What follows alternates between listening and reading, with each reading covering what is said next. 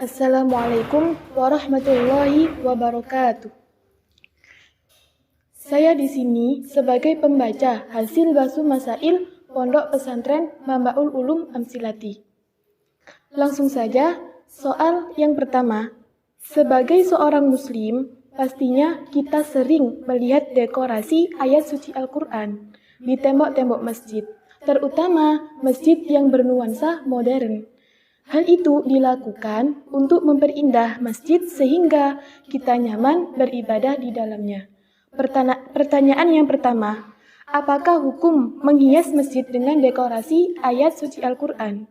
Dan yang kedua, bagaimana hukum orang yang hadas itu menyentuh tembok yang ada dekorasi Al-Qurannya? Yang pertama, yang A, apakah hukum menghias masjid dengan dekorasi ayat Al-Quran? Jawabannya, hukum menghias masjid dengan dekorasi ayat Al-Quran itu dimakruhkan menurut ulama kita. Referensinya dalam kitab At-Tibyan, halaman 150. Wa tukrahu kitabatuhu ala jidarani indana. Dan yang kedua, soal yang kedua, bagaimana hukum orang yang hadas itu menyentuh tembok yang ada dekorasi Al-Qur'annya? Jawabannya, hukum diperbolehkan karena tulisan ayat Al-Qur'an di tembok itu tidak termasuk mushaf. Referensinya dalam kitab At-Tibyan halaman 152.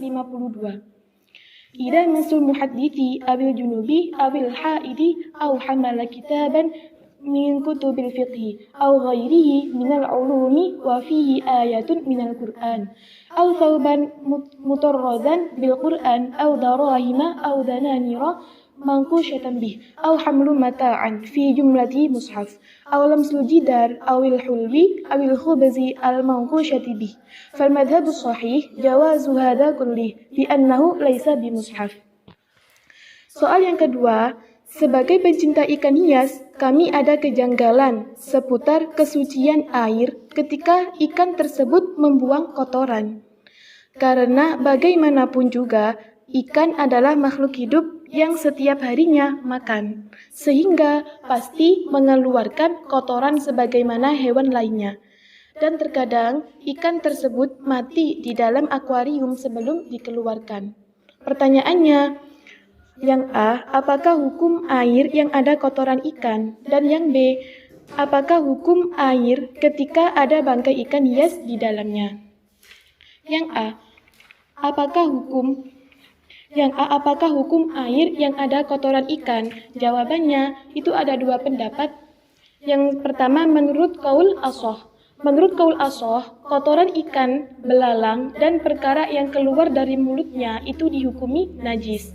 Sehingga ketika jatuh ke air yang kurang dari 2 kulah, maka hukum air tersebut najis secara mutlak.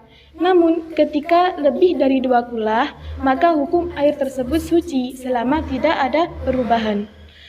Referensinya dalam kitab Bughiyatul Murtasyidin, halaman 25. Fil asahi andarqas samaki wal jaradi wa ma yakhruju min fiha najasun. Dan juga dalam kitab Fathul Qorib, ma'u najasin ay mutanajjisin wa huwa qisman ahaduhuma qalilun wa huwa alladhi halat fihi najasatun taghayyara amla wa thani aw kana kathiran kullataini fa aktsara fa taghayyara yasiran aw kathiran. Dan menurut pendapat yang kedua, dalam kitab Ibanah dihukumi suci beserta dengan hukum kenajisan, maka dima'fu. Ketika air terdapat kotoran ikannya, maka tetap dihukumi suci. Referensinya dalam kitab Bughiyatul Murtasyidin halaman 25. Wa fil ibanati annahu tahirun wa ma'al hukmi bin najasati yu'fa. Soal yang B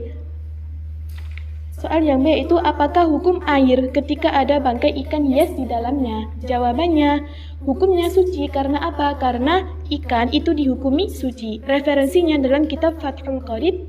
Wal maitatu kulluha najasun illa samaka wal jarada wal adamiyya. Itulah hasil dari Basu Masail Pondok Pesantren Mambaul Ulum Amsilati yang dilaksanakan pada tanggal 3 Juli tahun 2020. Apabila ada pertanyaan, maka silahkan ditulis di kolom komentar. Dan janganlah lupa like dan subscribe channel kami. Wassalamualaikum warahmatullahi wabarakatuh.